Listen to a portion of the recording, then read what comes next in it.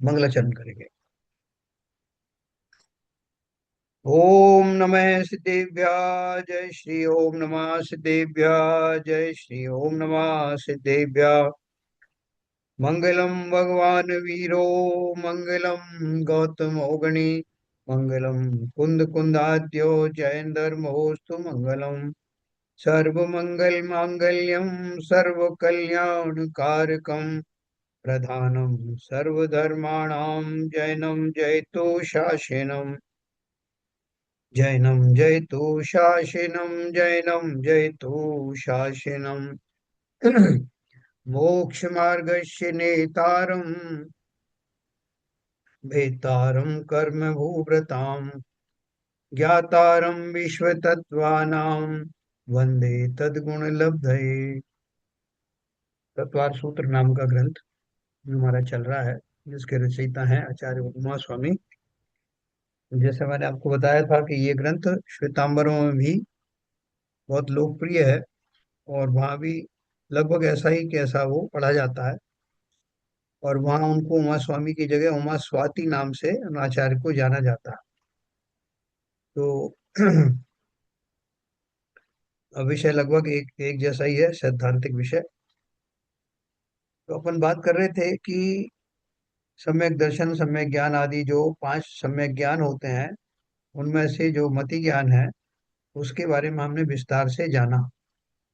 हमने ये भी जाना कि मति ज्ञान से जानने में जो क्रम पड़ता है वो पांच चार भागों में हमने उसको डिवाइड किया था। अवग्रह, अवाय, इहा और धारणा। तो ये जो उसके भेद अपन ने समझे थे, एक बार फिर समझेंगे। और फिर उसके बाद में वो बोलते हैं कि मति ज्ञान के कितने भेद हैं। कितने भेद हैं मतलब भेद कैसे बनाए हैं ये भी अपन जानेंगे। उसमें कैसे पांच इंद्रियां और मन का गुणा करके वो जो भेद आए हैं। और भी उसके अंदर बड़ा एक इंटरेस्टिंग सब्जेक्ट आएगा कि जिन वस्तुओं को जानने में इंद्रिय मतलब आंख आंख इंद्रिय और मन निमित्त नहीं होते, उनको दूसरी इंद्रिय कैसे जानती है ना। ये सारा जो विषय है हम जानते तो सब हैं, लेकिन हमें उस बात की बड़ी उत्सुकता होगी कि हमारे जानने की प्रक्रिया होती कैसी। तो ये प्रक्रिया का ही वर्णन है। ये हम जानेंगे। और जो थोड़ा बहुत शेष मति ज्ञान का भाग है वो पढ़ेंगे, फिर उसके बाद श्रुत ज्ञान के बारे में जानेंगे। देखो, इसमें कोई नई बात नहीं है, हम जानते जैसे भी हैं हम सब जानते हैं। जानने की प्रक्रिया हमारी इंद्रिय मन के माध्यम से होती है, और वो उसमें एक सीक्वेंस पड़ती है। वो सीक्वेंस हमने अभी किंचित जानी। थोड़ा सा और भी समझेंगे तो हमको तो लगेगा उस सीक्वेंस में ये तो बहुत मोटे मोटे भेद हैं। इसके अतिरिक्त भी बहुत सारे भेद होते हैं। जैसे हमने सोचा कि हम इसके बारे में देखेंगे, फिर देखने के लिए बैठे, फिर बैठने के बाद में भी उसमें मन नहीं लग रहा, सामने रखा है, कहीं सोच कहीं रहे हैं। फिर जैसे तैसे उसमें और जगह से हटा के मन लगाया, तब तक फिर कोई और डिस्टरबेंस आ गया। फिर वो जानने की प्रक्रिया अधूरी छूट गई। फिर उधर मन लगाया। ऐसे बहुत सारे उसमें असंख्यात भेद पड़ते हैं। जो इन्होंने चार भेद बताए हैं, चार भेद तो बहुत मोटे मोटे हैं। आप खुद ही ये महसूस करेंगे कि हमको जानने में वास्तव में बहुत सारे भेद पड़ते हैं।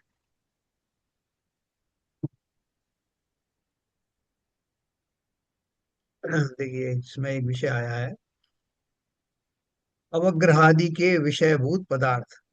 है ना। इसके पहले अपन ने क्या पढ़ा था, ये चार अपन ने धारणा आदि पढ़े थे ना। ये अवग्रह, ईहा, अवाय और धारणा।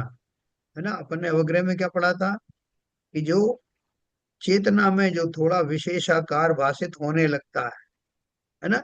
हमें उस वस्तु को लेकर के बैठा, तो मैंने बाकी और जगहों से अपना ध्यान को हटाया, तो अब उसके लिए मैं तैयार हो रहा हूँ उसको जानने के लिए। तो उस जानने का जो के पूर्व की जो तैयारी होती है, जिसमें मैं उस बाकी शेष विषयों से हट करके और अपने विषय की ओर आने के लिए उन्मुख होता हूँ, तो वो अवग्रह कहलाता है। कि अभी मैं थोड़ा अपना उपयोग को समेट के लाए ना, विषय और विषय के योग्य स्थान में आ जाने के बाद बोले भैया आप सब चीज हटा दो, क्लास शुरू हो रही है, अपना मन हटाओ सब बाहर से, बाहर की कोई भी कोलाहल कोई भी बात नहीं सुनेगा, इधर देखो, टीचर की तरफ देखो, बोर्ड की तरफ देखो। तो अपन ने क्या किया, प्रिपरेटरी वर्क किया। और प्रिपरेटरी वर्क करते ही हमारा जो कंसंट्रेशन था वो पर से हट करके उस वस्तु में या उस टॉपिक के ऊपर में आ जाता है ना। बिल्कुल, अब मतलब मैं समझने ही वाला हूँ, अब वो मेरा टीचर भी अब लिखने वाला है, या कुछ शब्द उसने लिख ही दिया है, मेरा अब ध्यान को मैं उस पर लगाने वाला हूँ। तो सबसे पहले मेरा वो जो ये जो प्रिपरेटरी वर्क हुआ, जिसमें पर पदार्थों से ध्यान हटा, उस वस्तु विशेष की तरफ आया, उसको अवग्रह कहते हैं। दूसरा अपन ने बोला ईहा, अवग्रह के द्वारा जाने गए पदार्थ की को विशेष रूप से जानने की चेष्टा। अब मैंने पूरा फोकस कर दिया उसको, कि देखें टीचर बोर्ड पे क्या लिख रहा है और क्या शब्द बोले जा रहे हैं, उसको जानने के लिए एकदम मैं कंसंट्रेट होकर के एकदम उद्यत हो गया। तो ये लिखा ना, अवग्रह के द्वारा जाने गए पदार्थ को विशेष रूप से जानने की चेष्टा को ईहा कहते हैं। अब कोई बीच बीच में डिस्टर्ब कर रहा है, आपके बगल में बैठा हुआ, आप बोले अरे सुनो, सुनने दो मेरे को, क्या बात हो रही है, देखो टीचर क्या करे, एकदम चुप रहो। तो अभी मैं क्या कर रहा हूँ कि पूरा अपना मस्तिष्क, मनो मस्तिष्क, सब इंद्रियां उस दिशा में मैंने लगा दी हैं। तो इस अवस्था का नाम ईया है। अब सीधा मुझे रिसीव करना है।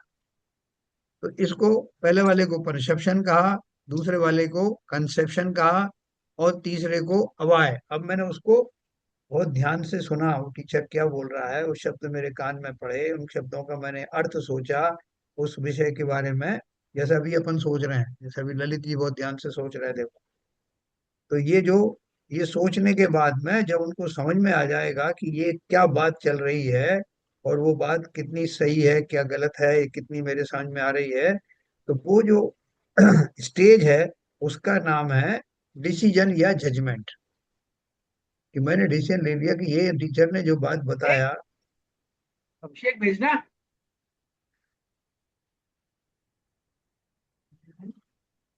किसी से बात कर रहे हैं शायद, ललित जी कहीं से बात कर रहे हैं किसी से।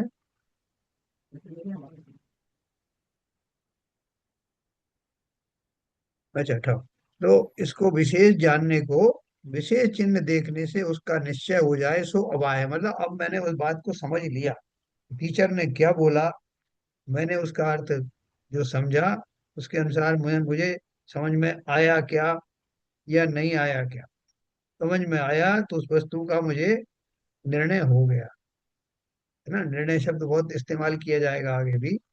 निर्णय हो गया कि मैं बिल्कुल, इन्होंने जो अपने लॉजिक्स बताए हैं, जो तर्क बताए हैं, उसके आधार पर मैं चैतन्य हूँ, मैं चैतन्य द्रव्य हूँ, बाकी शेष द्रव्यों से अलग हूँ, मैं पुद्गल जैसा नहीं हूँ। कैसे आपको पे विश्वास हो गया, ये इन्होंने जो लॉजिक बताए ना टीचर ने, वो लॉजिक से मैं कन्विंस हो गया। कन्विंस हो करके अब वो मेरा कंसेप्ट बन गया, और कंसेप्ट बनने के बाद मैंने डिसीजन ले दिया कि मैं इन सब से भिन्न हूँ, और उसी हिसाब से मैं अब इसको और बाकी पदार्थों को ट्रीट करूंगा। ये जो अवाय है, जिसे हम जजमेंट कहते हैं, अब मेरे अंदर में ये निर्णय हमेशा के लिए परमानेंटली बन जाना चाहिए, ऐसा सोच के कारण। चालू करना ठंडा नहीं, इसको तेज करो, उसको मत छोड़ो, तुम क्यों छोड़ दिया।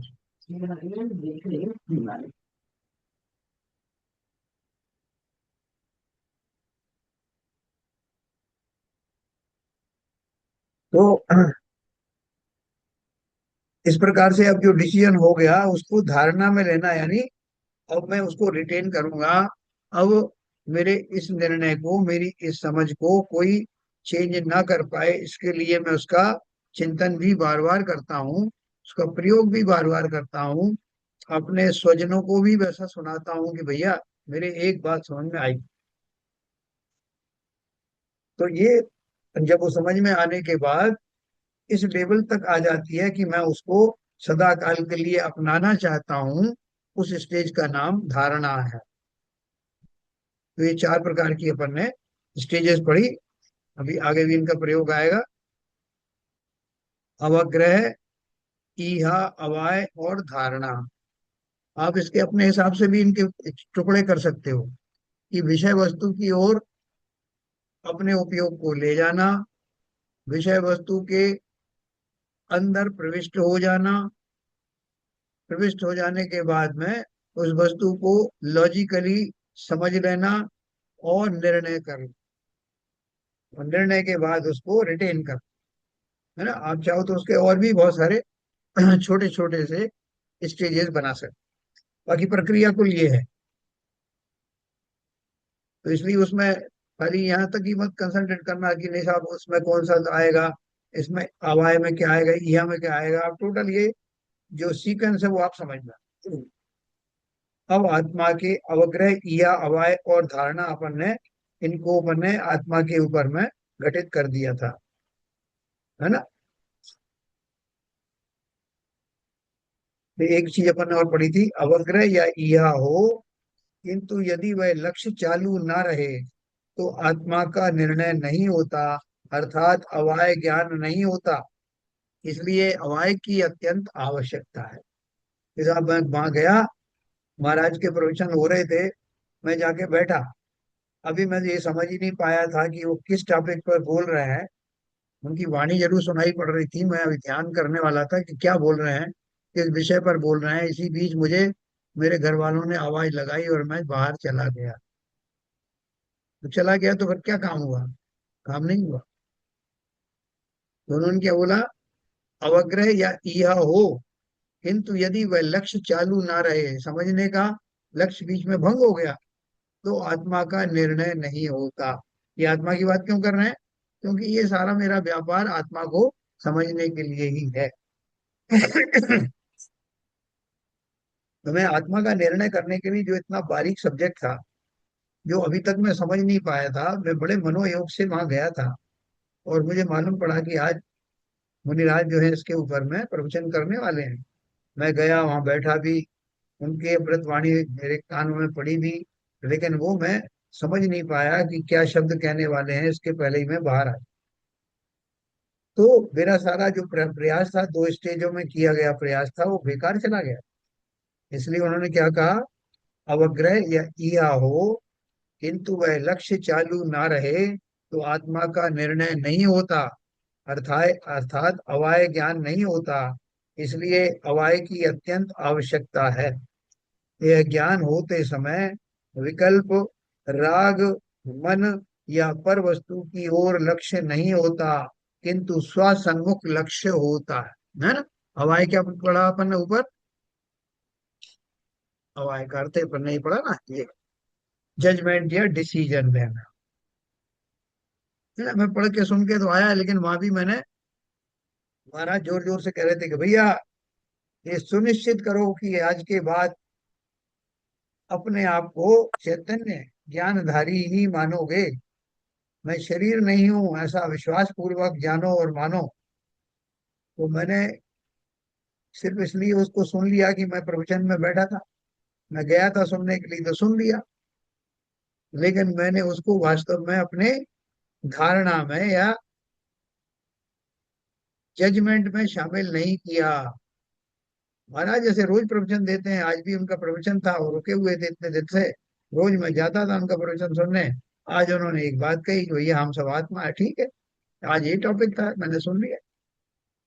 तो उसका लाभ हुआ क्या? उसका किंचित भी लाभ नहीं हुआ। इतना सारा आपने कोशिश की, वहां प्रयत्न पूर्वक गए, जो वो कह रहे थे उसको सुनने का प्रयास किया और सुन भी लिया, लेकिन सुनने के बाद जो वो चाहते थे कि हमारी परिणति वैसी हो जाए, हमारे परिणमन में एक परिवर्तन आ जाए कि मैं अपने स्वरूप को शरीर आदि की श्रेणी में न रख करके जीव जीव की श्रेणी में रखूं, जो कि चैतन्यता से भरा हुआ।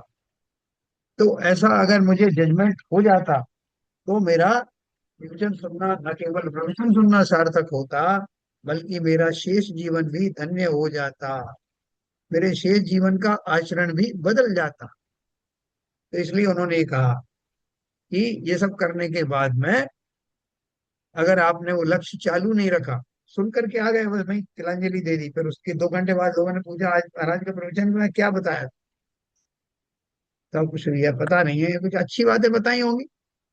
अरे आप तो सुन के आए थे ना वहाँ। नहीं सुना तो था वो, तो किसी ने कुछ आत्मा के बारे में बता रहे थे, तो आत्मा के बारे में रोज तो बताते हैं। ऐसे ही कुछ था। अगर आप उसमें सीरियस नहीं है तो बाकी की स्टेप बेकार चली गई। ठीक है ना। तो उन्होंने बोला यह जब ज्ञान होता है, कौन सा वाला ज्ञान, ये डिसीजन वाला, यह ज्ञान होते ही है, होते समय विकल्प, राग, मन या पर वस्तु की ओर लक्ष्य नहीं होता। अभी आप बिल्कुल ध्यान से सुन रहे हो, और कोई बगल में कोई थोड़ा सा कह रहा है कि क्या भाई साहब वो, अरे चुप रहो, चुप रहो, सुनने दो। तो आप क्या कर रहे हो, बहुत कंसंट्रेट करके उनकी एक एक शब्द सुन रहे हो। क्यों सुन रहे हो, क्योंकि आपको लग रहा है ये काम की बात आ रही है, और इतने काम की आ रही है जो मैंने आज तक ना तो सुनी ढंग से, ना ही उसको धारणा में लिया। इसलिए अब मैं उसको उस एंगल से सुनने का प्रयत्न कर रहा हूँ। तो वो प्रयत्न कब होगा, जब मेरा मन समस्त विकल्पों से, राग द्वेष आदि से, पर वस्तुओं के चिंतन से सर्वथा हट जाएगा। तब जो ध्वनित होगा वो आत्मा का स्वरूप ही होगा। तब वो स्वसम्मुख होता है, ये लिखा है। पर वस्तु की ओर लक्ष्य नहीं होता, किंतु स्वसन्मुख लक्ष्य होता है। सम्यक दृष्टि को अपना आत्मा का ज्ञान होते समय इन चारों प्रकार का ज्ञान होता है। धारणा तो स्मृति है। जिस आत्मा को सम्यक ज्ञान निर्बाध भाव से हुआ हो, उसे आत्मा का ज्ञान धारणा रूप बना ही रहता है। हमको सम्यक दर्शन अब तक क्यों नहीं हुआ, कि हमने सम्यक दर्शन के बारे में नहीं पढ़ा, खूब पढ़ा, खूब पढ़ा है, खूब सुना है, और दूसरों को भी सुनाया है। और भगवान से भी कामना की है कि मुझे जल्दी से समदर्शन ज्ञान हो जाए, लेकिन क्यों नहीं हुआ। हाँ कोई बताओ भैया, सम्यक दर्शन क्यों नहीं हुआ, ये सब अपने क्वालिफिकेशन पूरे किए कि नहीं किए। हाँ, संजय प्रकाश जी बोलो।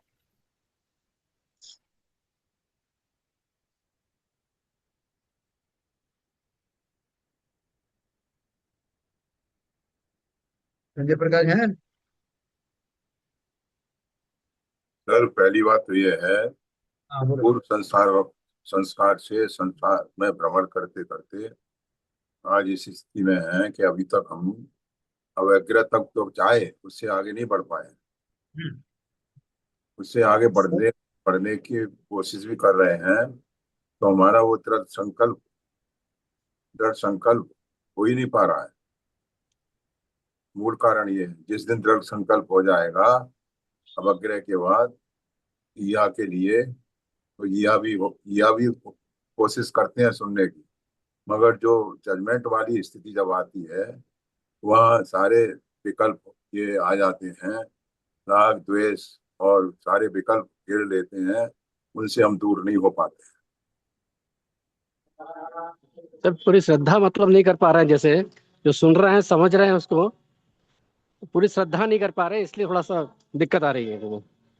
जिस दिन श्रद्धा जब मजबूत हो जाएगा उस दिन उस मार्ग में चल पड़ेंगे सर। शब्दान क्यों नहीं हो रहा, कुछ बताओ भैया, विपुल जी बोलो, हो क्यों नहीं रहा। काल अब नहीं दीदी। सर, ये नहीं सर, ये तो मैं तो नहीं बोलूंगा कि हो नहीं रहा है, हम चाहते ही नहीं है एक्चुअली। आ, ये बात आपने कही।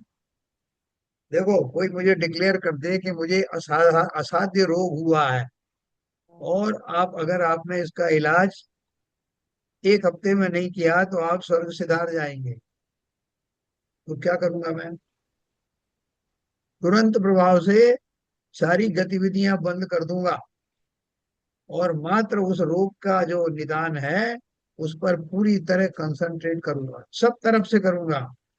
क्या मुझे खाना है क्या नहीं खाना है, किससे कहाँ बैठना है, कहाँ उठना है, किस तरह का वातावरण का निर्माण करना है, वो एक हफ्ता तो वो चलेगा, लेकिन मैं तुरंत प्रभाव से हरकत में आ जाऊं। यही तो मैंने क्यों? कहा कि अवाक की स्थिति आने से पहले मैंने संकल्प नहीं लिया। हाँ, वो संकल्प क्यों नहीं नहीं लिया? लिया, क्योंकि हमें उसके बिना भी काम चल रहा था। नहीं, हमारी आंतरिक इच्छा ही नहीं थी। संकल्प तो जीव जब हाँ, लेगा, जीव जब लेगा संकल्प, जब उसका दृढ़ संकल्प जब लेगा, जब अंदर से भाव उसके प्रेरित होंगे। जब मुझे लगे कि वो अपरिहार्य है, इसके अलावा और कोई चारा नहीं, तब तक वो उत्कंठा तीव्र होगी नहीं। तो बहुत सारी चीजें भाई, वहां मैंने भी सोचा कि जो लोग वजन कम करने वाले होते हैं ना, बहुत सारा वजन बढ़ गया साहब, उनको लोग बोलते हैं कि भाई वजन कम क्यों नहीं करते? अरे साहब, करता तो हूँ, कोशिश कर रहा हूँ, रोज घूमने जाता हूँ, ये भी करता हूँ, वो भी करता हूँ, कर भी रहे हैं, लेकिन वो वैसा संकल्प नहीं है करो या मरो वाला, क्योंकि काम तो चल ही रहा है। लेकिन अगर मैंने सोच लिया कि ये मैंने नहीं किया, तो मेरा ये भाव समाप्त हो जाएगा, और वो सम्यक दर्शन प्राप्त करने वाला सोचता है कि ये भव तो क्या, अनंत भवों तक कि मैंने अपने लिए एक खतरनाक जो है सौदा कर, इस भव में वो कर सकता था, मैं ना करके अनेक भवों तक संसार में बने रहने का इंतजाम कर लिया। जब तक मेरे अंदर ये भाव नहीं आएगा, करो या मरो वाली बात, तब तक मुझे सम्यक दर्शन की प्राप्ति के लायक संकल्पित में संकल्प नहीं हो पाएगा। जैसे ऋषिवेन साहब ने कहा कि संकल्प नहीं हो पाया, क्यों नहीं हो पाया? तो काम चल रहा है ना, उसके बिना कौन सी आफत आ रही। लेकिन वो तो क्या बोलते हैं कि भैया, आचार्य बोलते हैं कि तुम्हें मरकर भी सम्यक दर्शन प्राप्त कर, अर्थात कहते हैं जी जान से लग गए साहब वो सब कुछ छोड़ दिया उन्होंने, अपना जीवन दांव पर लगा दिया। काहे का जीवन है? यही तो जीवन की सार्थकता थी, इसी के लिए मैंने ये भाव धारण किया था। अगर उस भाव में वो नहीं कर पाया, तो जीवन व्यर्थ चला गया। जिन्होंने ये किया, उन्हें ही सम्यक दर्शन हुआ, क्योंकि लाखों करोड़ों में एक आध होता है। तो वो आप सबने बहुत बढ़िया खाका खींचा कि मैंने उसको प्रयत्न तो किया, लेकिन कैसे किया? अपरिहार्य जान करके, इसके बिना मेरा काम चलने वाला नहीं, मैं संसार से निकल नहीं सकता। हाफ है हार्टेडली किया, हाफ हार्टेडली किया। ना? जैसे मैंने आपको एक उदाहरण दिया था कि 14 राजू गहरा कुएं में मैं पड़ा हुआ था नीचे, वहां से निकल करके मैंने अपने प्रयास से थोड़ा सा प्रयास, थोड़ा सा क्या, अच्छा खासा प्रयास किया, और वो 14 राजू के बीच में एक पत्थर लगा हुआ था, वो भी बहुत चौड़ा नहीं था, एक सकरा था कि उसमें मैं थोड़ा सा सहारा ले सकता था। वहां जाकर मैं बैठ गया, और वहां जाकर के मैंने ऊपर देखा, 7 राजू ऊपर बाकी था, और 7 राजू नीचे गहरा अभी बाकी है।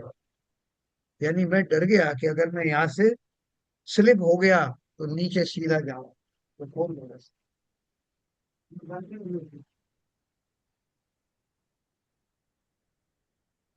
तो वो नीचे जाऊंगा सीधा 7 राजू, और जितनी मुश्किल से मैं निकला हूं, अब पता नहीं यहाँ तक भी आ पाऊंगा कि नहीं। अब मेरे पास एक ही चारा है कि या तो मैं इसी जगह पर बैठा रहूं, लेकिन यहाँ बड़े खतरे हैं, फिर से फिसल सकता हूँ, और ऊपर जाऊंगा तो उस छलांग में सक्सेसफुल होऊंगा कि नहीं, ये मेरे को दुविधा है। लेकिन जिन जीवों ने साहस किया कि मुझे तो ऊपर जाना ही है चाहे कुछ हो जाए, उन्होंने ऐसी छलांग लगाई कि वो मध्य लोक से 14 7 राजू बीच में से ऊपर ऊर्ध्व गमन करने की तैयारी कर दी। ये सब दर्शन मोहनी कर्म की वजह से ही है ना, कि हम श्रद्धा नहीं कर पाते, हमारे प्रयास पूरे नहीं हो पाते, हम बीच में अटके रह जाते हैं। दर्शन मोहिनी जो है वो कंसेप्ट हमारा, जो क्या कंसेप्ट है हमारा, दर्शन मोहिनी का जो कंसेप्ट है वो कि श्रद्धा नहीं होने देता है ना। देखो अपन को क्या करना है, ये अपना जो 4 स्टेप पड़े ना, इन स्टेप के माध्यम से प्रतिदिन घटने वाली घटनाओं को, घटनाएं रोज घट रही हैं, हमारे चारों तरफ घट रही हैं, चारों तरफ लोगों के व्यवहार बहुत आगे पीछे सब तरह के विचार वो व्यवहार हो रहे हैं, क्योंकि संसार एक प्रयोगशाला है। इसमें आपको बिना मांगे मुफ्त में ही सारा एक्सपीरियंस मिल रहा है। कोई आपको धोखा दे जाएगा, कोई आपका जो है अपमान कर जाएगा, कोई आपको बहुत प्रशंसा करके चला जाएगा। ये सारे पात्र आएंगे और आपको तरह तरह के, कोई प्रलोभन देगा, कोई धमकियां देगा, कोई आपको सब कुछ करेगा, जिनके कारण से आप रागी द्वेषी बने हुए थे। उन रागी द्वेषी बने रहने में, मेंटेन करने में ये सारे निमित्त सहायक हैं। आप निरंतर उसका आनंद ले रहे हो और उसी में, उसी राग देश के सागर में गोते खा रहे हो। तो जो समझदार होगा वो क्या करेगा कि भैया शास्त्रों में मैंने पढ़ा कि ये संसार महा दुख सागर है, तो यही तो इसका जो है अंजाम है जो मैं देख रहा हूँ। तो इससे निकलते भी हैं क्या, ये बहुत सारे लोग निकल जाते। कौन निकले हैं ये भी हमको मालूम है, कौन निकले हैं, किस तरह निकले हैं। तो मुझे भी निकलना है। देखो कहते हैं ना कि ये जो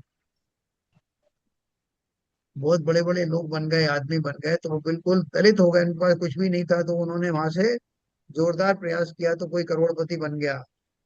जैसे वो हाजी मस्तान के बारे में बोलते हैं, और भी बहुत सारी कहानी चलती है कि जो बिल्कुल ही लो लेवल पर है, जिन्होंने करो या मरो का जो है ये वो प्रण लिया कि मुझे तो यहाँ से निकलना है, और पूरी रिस्क ली कि संसार छूट जाएगा, छूट जाने दो, वही संसार से निकल पाए।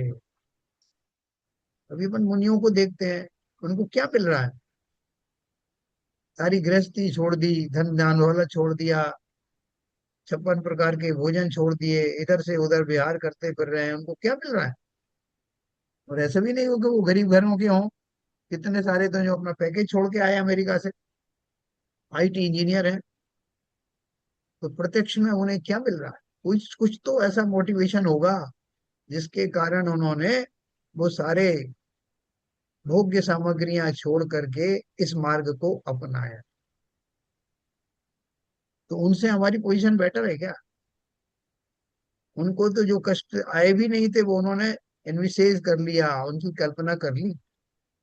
लेकिन मेरे पास तो ऐसे दुख आए दिन आते रहते, लेकिन उनसे मैं छुटकारा पाने का प्रयत्न क्यों नहीं करता, विपुल जी बताओ। क्योंकि सर विश्वास नहीं है कि ये दुख संसार में दुख ही दुख हैं, और मेरा जो स्वरूप है वो अनंत सुख वाला है। और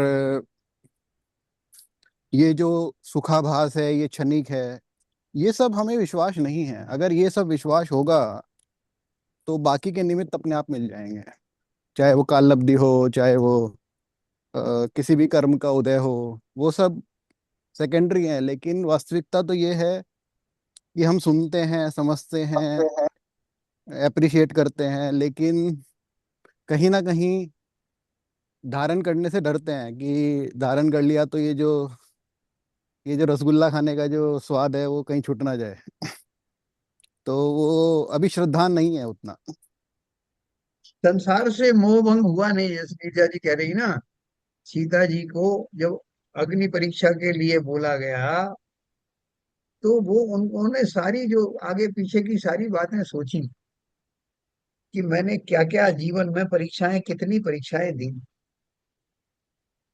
इस जीवन में तो मैंने अपने जानते बूझते कि कभी कोई ऐसा निकृष्ट कार्य किया नहीं, किसी पर पुरुष के बारे में स्वप्न में भी सोचा नहीं, और भी किसी प्रकार का मैंने अपना चिंतन, निम्न प्रकार का चिंतन कभी किया नहीं। उसके बाद भी ये संसार मुझसे परीक्षाएं ले रहा। तो अब इन परीक्षाओं से बस हो, मुझे अब कोई परीक्षा नहीं देनी। संसार में रहना किसको है, इस संसार तो ऐसी परीक्षाएं लेता रहता है, इसका कोई अंत है क्या। असली परीक्षा तो मुझे अपने पुरुषार्थ की देनी है, इस संसार को छोड़ने में मैं कितनी समर्थ हूँ, इस संसार की मोह माया को छोड़ने में समर्थ नहीं हूं क्या मैं। तुरंत प्रण लिया कि महाराज किसका महल, काहे का महल, कौन सी परीक्षा। अब कोई परीक्षा नहीं होगी। अब परीक्षा होगी अब मेरे धैर्य की, मेरे पुरुषार्थ की, और मेरे ज्ञान ध्यान की। और तुरंत छोड़ दिया उन्होंने, आर्य का दीक्षा तुरंत धारण की। तो वैराग्य से लवरेज होकर संसार की निस्सारता को बार बार चिंतन करके तभी जीव इस संसार से निकलने के यहाँ संकल्प कर सकता है। हमारी भी ऐसी स्थिति आई नहीं, हमारा संसार से मोह भंग हुआ नहीं। जैसा चल रहा है बिना सम्यक दर्शन के वो भी ठीक ही चल रहा है। क्योंकि इसलिए हम वो चिंतन ही नहीं करते हैं। चिंतन करना पड़ेगा, जब तक चिंतन नहीं करेंगे, इस पे गहराई से जाएंगे नहीं, रोज चिंतन करना चाहिए, तब वो बिल्कुल। धारणा बनेगी और भावना भावित हो जाएगी। जब तक केवल पढ़ते रहेंगे, सुन इधर से सुन लेंगे, कोशिश करेंगे, जब तक अंदर वो एब्जॉर्ब ही नहीं होगा, चिंतन से एब्जॉर्ब होगा। देखो, सुख के समय में तो चिंतन लोग करते नहीं, ये तो पक्की बात है। तो दुख के समय तो करो। हालांकि कहा जाता है उल्टा, दुख में सुमरन सब करें, सुख में करे न कोय, जो सुख में सुमरन करे तो दुख काहे होए। भव सागर सबसे बड़ा दुख तो है, इसमें भी नहीं करते तो कब करेंगे। जो दुख हमारे पास आए, उस अपॉर्चुनिटी को, उस मौके को फायदा उठाओ, और देखो कि संसार का स्वरूप, एक स्वरूप ये भी है। फिर दूसरा संकट आए, फिर अपने ऊपर लगाना कि देखो दूसरा आ गया, अब बोलो क्या बोलते हो, है जगह रहने लायक कि निकलना है। ऐसा अपने आप को संबोधते जाओ। संसार की निस्सारता के बीच में सुख की कल्पनाएं करना छोड़ो। अनित्य की अनिर्प्रेक्षा पूरा समय सार है, उसको अगर करें तो सब हो जाएगा।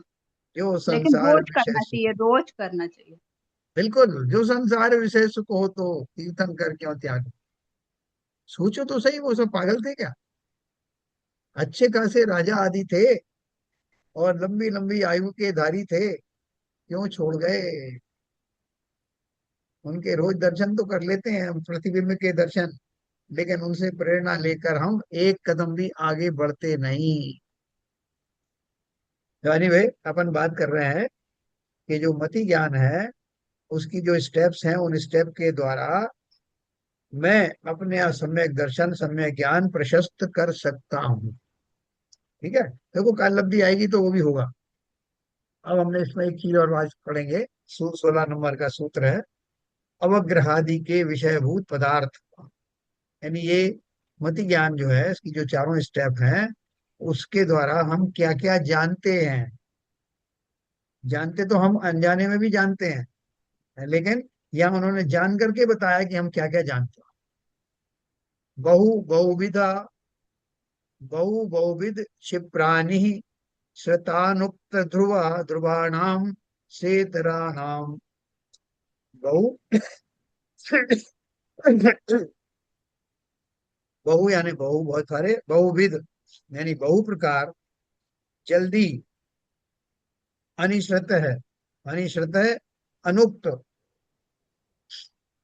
ध्रुवाणाम यानी ध्रुव, क्षेत्राणाम यानी उनसे उल्टे भेदों से युक्त, अर्थात एक, एक विध, अक्षिप्र, निश्रत, उक्त और अध्रुव, इस प्रकार 12 प्रकार के पदार्थों का अवग्रह इहादि रूप ज्ञान होता है। 12 प्रकार के पदार्थ हो गए, कौन कौन से हो गए। देखो, ये जानते तो अपन सब हैं, नई चीज नहीं है। बहु माने एक ही साथ बहुत से पदार्थों का अथवा बहुत से समूहों का अवग्रहादि होना। जैसे लोगों के झुंड का अथवा गेहूं के ढेर का बहुत से पदार्थों का ज्ञान गोचर होना, है ना। बहुत सारे लोग झंडा लेकर के जा रहे हैं, तो मुझे उनका ज्ञान हुआ कि आज साहब बहुत सारे लोग इस सफेद ड्रेस में और झंडा लेकर के जा रहे थे, तो एक साथ उनका ज्ञान हुआ। फिर एक है अल्प, अथवा एक पदार्थ का ज्ञान होना, जैसे एक मनुष्य का अथवा पानी के प्याले का, यानी थोड़े पदार्थ का ज्ञान गोचर होना। ये सारे आपके ज्ञान का वो आकलन कर रहे हैं कि मैं क्या क्या जान पाता हूँ मति ज्ञान से। बहुविध, कई प्रकार के पदार्थों का अवग्रहादि ज्ञान होना, जैसे कुत्ते के साथ का मनुष्य, अथवा गेहूं चना चावल इत्यादि अनेक प्रकार के पदार्थ, युगपत बहुत प्रकार के पदार्थों का ज्ञान गोचर होना, है ना। जैसे कोई भीड़ में मैंने देखा, तो भीड़ में स्त्रियां भी थी पुरुष भी थे, कुछ लोग अपने जो है वो शस्त्र भी लेकर के आए थे, कुछ अपने जो है ढोल मंजीरे भी लेके आए थे, तो सारे चीजों का एक साथ मुझे ज्ञान हुआ। बहुत प्रकार के पदार्थों का एक साथ ज्ञान गोचर होना, जिसे बहुविध कहते हैं। पर एक विध में एक प्रकार के पदार्थों का ज्ञान होना, जैसे एक प्रकार के गेहूं का ज्ञान, एक प्रकार के पदार्थ ज्ञान गोचर होना। ठीक है ना। जब मैं ज्ञान में, अभी मुझे कहा कि साहब भाई बहुत सारी वैरायटी है आम की, 100 वैरायटी है, तो देखो आपको ये आम दिखाता हूँ मैं पेटी में। तो उन्होंने दिखाया एक विशेष रूप का आम, उसका नाम बताया, अब मैं उसी को विशेष रूप से जान गया। उन्होंने उसके विशेष गुण वगैरह बताए, तो उसका मैं पारंगत हो गया, मैं विशेषज्ञ हो गया। तो मैंने एक वस्तु को ही जाना, है ना। क्षिप्र है, क्षिप्र किसे बोलते हैं? शीघ्रता से पदार्थ का ज्ञान होना। तो जैसे ही हम उनके सामने ले गए, वो तुरंत पहचान गए कि क्या चीज। शीघ्रता से पदार्थ का ज्ञान होना, इसे क्षिप्र कहते हैं। फिर किसी पदार्थ को धीरे धीरे बहुत समय में जानना, अर्थात चिर ग्रहण है। जैसा उनको मैंने हमने खाना दिया, उनको पता ही नहीं चला कि इसमें क्या क्या चीजें हैं। फिर हमसे कहा कि आप जरा ध्यान से खाओ, और ध्यान से खा करके एक एक गिलास खाओ, और बताओ इसमें क्या क्या हुआ है, क्या क्या स्वाद आ रहा। तो उन्होंने धीरे धीरे करके सब बताया, इसमें ये चीज है, इसका स्वाद आ रहा है, उसका स्वाद आ रहा है। तो एक बार में नहीं बता पाए, धीरे धीरे बताया। तो इसको अच्छिप्र कहते हैं। फिर सातवां है अनिश्रित, मतलब ये शास्त्रीय भाषा में है, जानते तो अपन इसी तरह से है सब। अनिश्रित क्या है? एक भाग के ज्ञान से सर्व भाग का ज्ञान होना। जैसे पानी के बाहर निकली हुई सूंड को देखकर पानी में डूबे हुए पूरे हाथी का ज्ञान होना। एक भाग के अव्यक्त रहने पर भी ज्ञान गोचर होना। अपन कहते हैं टिप ऑफ द आइसबर्ग, एक बड़ा सा पहाड़, एक बर्फ का एक शिला पानी में डूबी हुई तो उसकी टिप देख करके अपन समझ जाते हैं कि कोई हिमखंड है ये, पानी में डूबा हुआ। फिर निश्रत माने बाहर निकले हुए प्रकट पदार्थ का ज्ञान होना, पूर्ण व्यक्त पदार्थ का ज्ञान गोचर होना, है ना। कोई एक जो है वो मछली उसमें डूबी हुई थी, फिर धीरे धीरे करके बाहर निकली, तो अपने को दिखा रही ये तो व्हेल मछली है, और अंदर से समझ में नहीं आ रही थी थोड़ा देखने पर। ऐसा ज्ञान भी हमको होता है। ये ज्ञान के प्रकार हैं जो जो हम मति ज्ञान से जानते हैं। फिर अनुक्त, जिस वस्तु का वर्णन नहीं किया उसे भी जान लेना, जिसका वर्णन नहीं सुना है फिर भी उस पदार्थ का ज्ञान गोचर होना है। तो ये कैसे होता है, देखो इसमें दिया है एक टीका में, इसकी कोई उदाहरण किसी को समझ में आई हो तो बताएं। जिसका उदाहरण ऐसा हो, ये दाल खाई तो उसमें हींग का स्वाद आया। तो हाँ। दिख तो नहीं रहा है, लेकिन हमको खाया तो पता लगा कि इसमें हींग भी थी। हाँ, लेकिन आपको वो तो उसके बारे में बताया नहीं था। अनुक्त का उन्होंने यही बताया, बिना कहे अभिप्राय से ही जान लेना अनुक्त ज्ञान है। जैसे बहुत सारे लोग आते हैं ना, वो किसी काम से आपके पास आए, उसने कहा भी नहीं कि किस लिए आया, तो लोगों ने आपसे कहा कि ये किस लिए आ रहे हैं आपके पास, तो आप बोलेंगे मुझे पता है ये क्यों आए। तो कैसे पता हुआ आपको कैसे क्यों आए?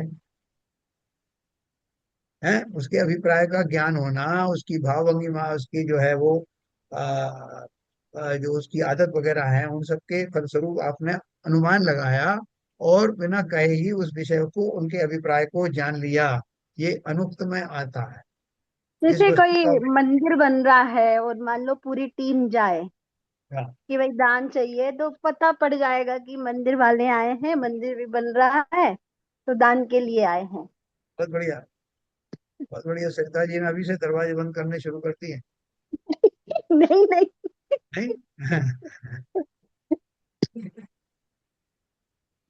नहीं एकदम सही किया आपने। फिर उक्त का अर्थ है कथित पदार्थ का ज्ञान होना, वर्णन सुनने के बाद पदार्थ का ज्ञान गोचर होना, है ना। अपन कहते हैं उक्त अवस्था में आप क्या करते, उक्त कथन के अनुसार अब आपको क्या करना चाहिए। तो ये उक्त शब्द क्या हुआ, कथित पदार्थ का ज्ञान होना, वर्णन सुनने के बाद पदार्थ का ज्ञान गोचर होना। जो आपको ऊपर बात कही है, अब आपको क्या कहना है इस संदर्भ में, तो उसके ऊपर लिखा हुआ है वो वर्णन मैं सब सुन लिया मैंने, तो उसके हिसाब से मुझे ज्ञान हो गया, अब मुझे निर्णय देना। तो ये उक्त और अनुक्त आपने सुना होगा। फिर ध्रुव, ध्रुव शब्द क्या है, बहुत समय तक ज्ञान जैसा कि तैसा बना रहना, अर्थात दृढ़ता वाला ज्ञान। आपने वो पढ़ा ना, और रिद्धि रिद्धि पाठ अपन पढ़ते हैं सुबह, उसमें 64 रिद्धियों के बारे में होता है ना, उसमें ऐसी बीज बुद्धि आदि होती है। बीज बुद्धि में क्या होता है कि जितना जो ज्ञान आपने लिया था उसको वैसा ही के वैसा सुरक्षित बना रहे। बहुत सा ज्ञान ऐसा होता है कि उससे ज्यादा मल्टीप्लाई हो जाता है, कुछ ज्ञान उससे कम हो जाता है, ऐसे बहुत सारे अपन ने प्रकार पढ़े, बीज आदि बुद्धि वगैरह, बुद्धि के इतने सारे भेद पढ़े ना। तो यहाँ जो ध्रुव का अर्थ है, बहुत समय तक ज्ञान जैसा कि तैसा बना रहना, अर्थात दृढ़ता वाला ज्ञान। तो जैसे सम्यक ज्ञान। हाँ, समय ज्ञान कह सकते हैं आप, लेकिन समय ज्ञान तो वो जो है वो आ, बहुत सारी वस्तुओं के बारे में है, तो बहुत सारी वस्तुओं के बारे में थोड़ा सा कम ज्यादा उसमें वेरिएशन हो सकता है। लेकिन यहाँ ध्रुव ज्ञान किसको बोलते हैं, आप समय ज्ञान भी कह सकते हो, क्योंकि आत्मा का आत्मा संबंधी जो भी ज्ञान है उसका वैसा का वैसा बना रहना, क्षायिक समय दर्शन है, क्षायिक समय ज्ञान है, इस तरह की चीज जो है। तो बहुत समय तक ज्ञान जैसा कि तैसा बना रहना, अर्थात दृढ़ता वाला ज्ञान। अध्रुव किसे कहते हैं, प्रतिक्षण हीनाधिक होने वाला ज्ञान, अर्थात अस्थिर ज्ञान। और उसमें पहले पढ़ते हैं नित्या प्रकम्पाद भूत केवल होगा, उसका क्या अर्थ हुआ, बोलो भैया, नित्या प्रकम्पाद भूत केवल होगा। हाँ,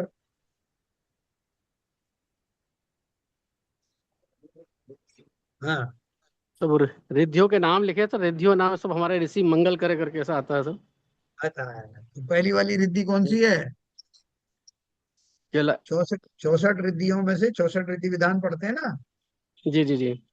तो पहली रिद्धि है केवल ज्ञान, केवल ज्ञान। नित्या केवल ज्ञान। प्रकम्पाद भूत केवलोगा, स्फुरन्मनः पर्याय शुद्ध परे ज्ञान शुद्धम। विद्या बुद्ध दिव्यावधि ज्ञान बल्ला प्रबोध क्रिया ये सब हो सुपरम गया से। ना, पहला केवल ज्ञान आया, फिर मन पर्याय आया, फिर अवधि ज्ञान आया। ये सब पढ़ा अपन ने, रोज पढ़ते हैं बिना जाने। नित्य प्रकम्पात का क्या अर्थ है, बताओ भैया। रोजाना, हाँ, रोजाना उसको पढ़ते हैं। हाँ, उसका अर्थ क्या है, नित्य प्रकम्पात भूत केवलोगा। मतलब ये नित्य, रोज हमेशा बना रहे, ये रिद्धि हमेशा बनी रहे, ऐसा मुझे, ऐसा मंगल हो। मतलब केवल ज्ञान का हम स्वरूप बता रहे हैं, हम कामना नहीं कर रहे हैं कि कौन सी चीज बनी रहे, कौन कौन सी रिद्धियों का क्या स्वरूप है। नित्या प्रकम्पाद भूत केवलोगा, ये नित्य है, स्फुरन् केवल ज्ञान नित्य, इसको हो गया वो नित्य हो गया, अनित्य नहीं। नित्य और कैसा रहता है, नित्या प्रकम्पाद अकंप है, जो हिलता डुलता नहीं, डगमगाता नहीं, जो निष्कंप है। नित्या अप्रकम्पात, आ उसमें लगा हुआ है साथ, कोई समझे कि कांपने वाला। नित्या प्रकम्पात का मतलब, वो प्रकंप तो पढ़ लिया लेकिन उसके पहले आ लगा वो नहीं पढ़ा। कम प्रात है। अप्रकम्पात, नित्य अकर्म और अकर्मपाद, जो कभी हिलता नहीं है, जो चंचल नहीं होता, जो नित्य बना रहता है, ऐसा। ये जो पाठ पढ़ते हैं उस पाठ को एक एक रिद्धि को ठीक से पढ़ना। घोरम तपो घोर घोर गुणम प्रवर, क्या है वो पर जो एक दिन ऐसा विवेचन करिए जरा। हम रोज पढ़ते हैं मगर ऊपर से निकल जाता है। देखो उसमें एक कितना बढ़िया लिखा है कि वो जो तप के बारे में आता है ना, घोरम तपो घोर पराक्रमस्था, अवस्था। उसका अर्थ क्या है कि जब मैं घोर तप करता हूँ तो और ज्यादा तप करने की सामर्थ्य प्रकट होती है, तप से और ज्यादा तप की सामर्थ्य प्रकट होती है ना।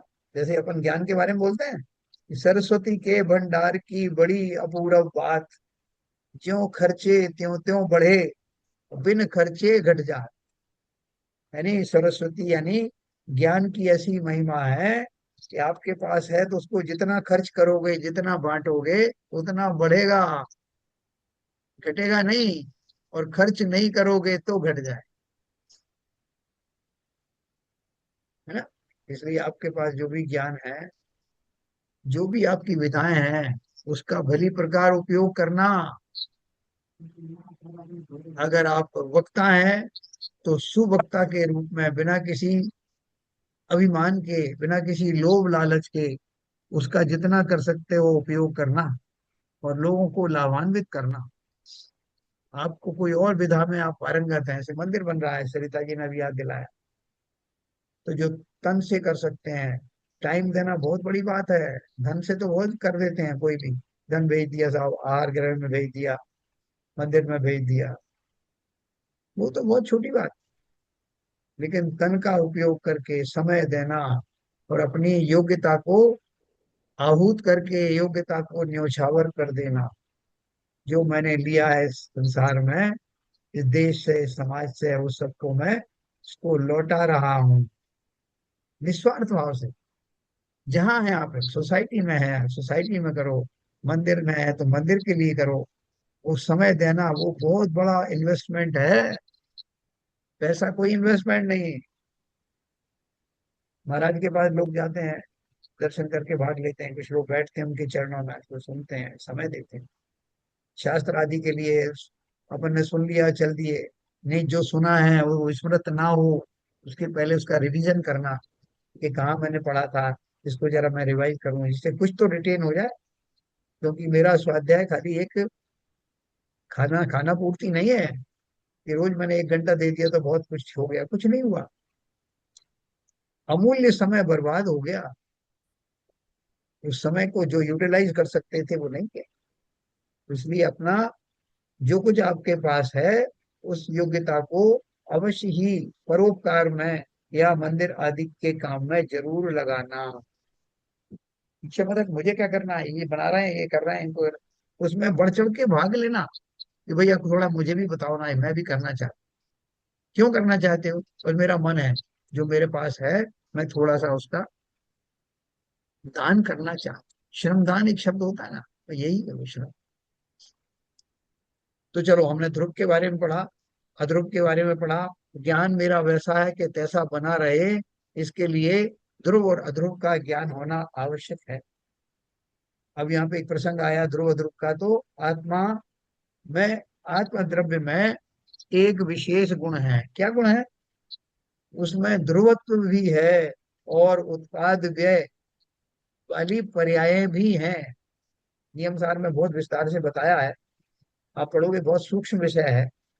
आप बोर भी हो जाओगे अगर आपका वैसा उतना उसमें इंक्लिनेशन नहीं हुआ तो क्या बोलते हैं, मैं तो ध्रुव रूप हूँ। सभी पूजाओं को अभी नए सिरे से पढ़ना, जो आधुनिक पूजा है, उसमें अपने ध्रुव स्वरूप का वर्णन है।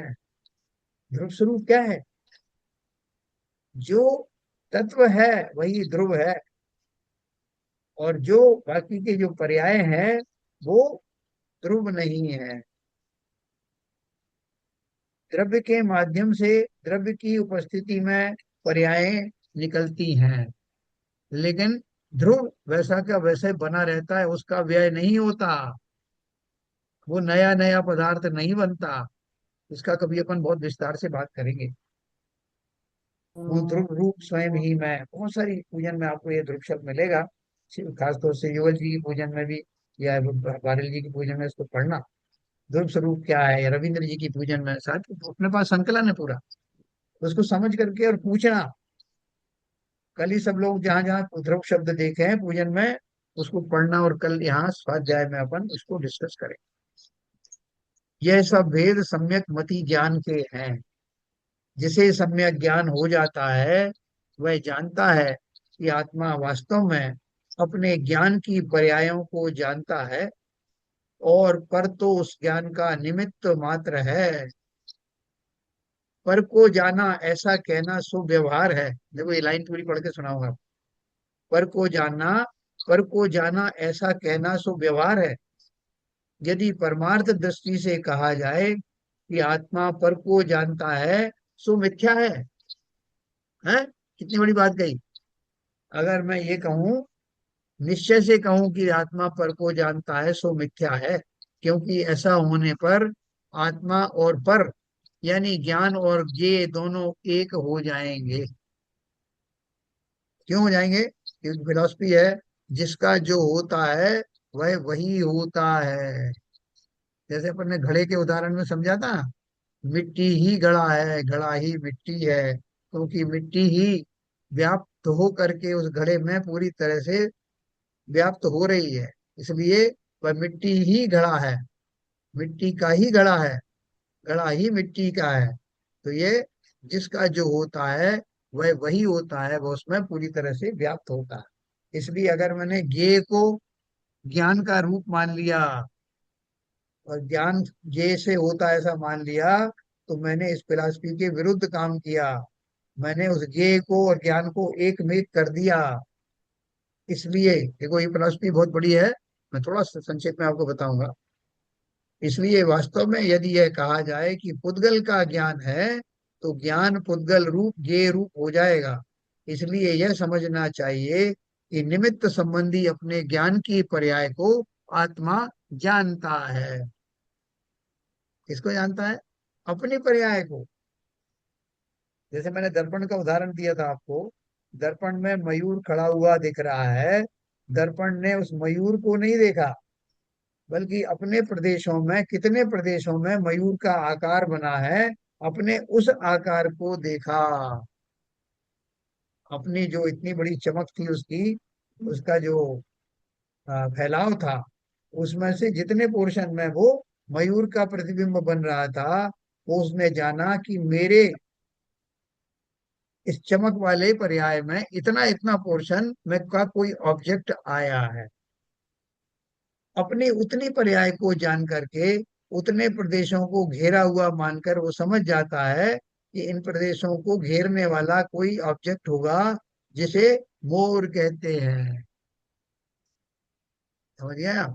इसीलिए जब स्वपर प्रकाशक कहते हैं ना आत्मा को, कि स्व को भी जानता है, पर को भी जानता है, और हम तो प्रसन्न होते हैं उसके पर वाले रूप पर, कि पर को जानता है। अरे साहब, सबको जानता है। अरे क्या गजब हो गया! सबको जानना तो उसके ज्ञान गुण की जो है वो विशेषता है, उसमें झलके हैं वो। इसलिए उसे व्यवहार से जानना कहते हैं। असली जानना तो स्व को जानता है, क्योंकि वो स्वयं ही स्व है। ज्ञाता और ज्ञेय दोनों एक कहाँ होते हैं? जब आत्मा की बात करो। अपन इसके बारे में कल और पढ़ेंगे। बहुत बढ़िया टॉपिक है। इसको पढ़ते समय आपको ऐसा स्वाद आना चाहिए जैसे रसमलाई खा रहे हो।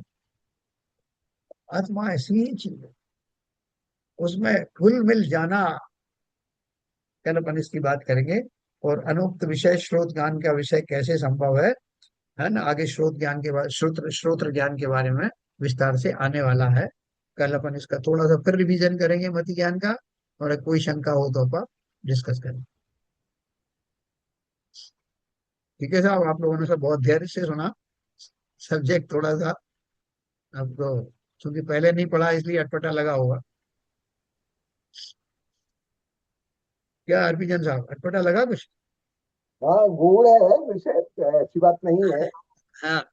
हर शब्द का अपना एक अलग वो है, और है जिसको समझना बड़ा टेढ़ा काम है सर।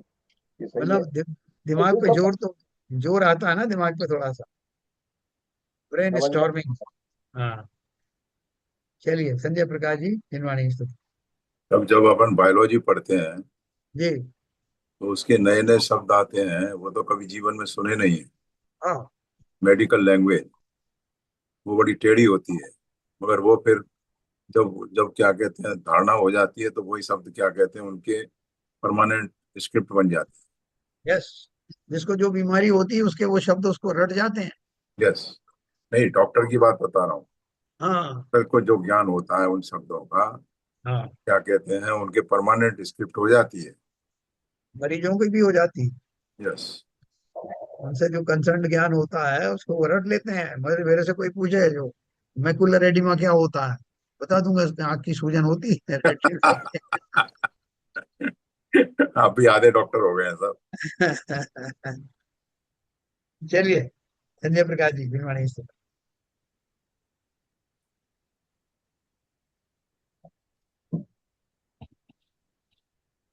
मिथ्याता में नाश बेको, ज्ञान के प्रकाश बेको, आपा परिभाष बेको, भानु सेवा खानी है। छहु द्रव्य जान बेको, बंद विधि भान बेको, स्वपर पहचान बेको, परम प्रमानी है। अनुभव ताय बेको, जीव के जताए बेको, कहूँ न सताए बेको, भव्य उरे आनी है। जहाँ तहाँ तार बेको, पार के उतार बेको, सुख विस्तार बेको, यही जिनवानी है। हे जिनवानी भारती, तो हे जपो दिन रैन, जो तेरी शरणा गए सो पावे सुख चैन। जा वाणी के ज्ञान ते सूझे लोकालोक, सो वाणी मस्तक नमो सदा देते डोक, सदा देते डोक। जिनवाणी माता की जय। जय। कार्य सर।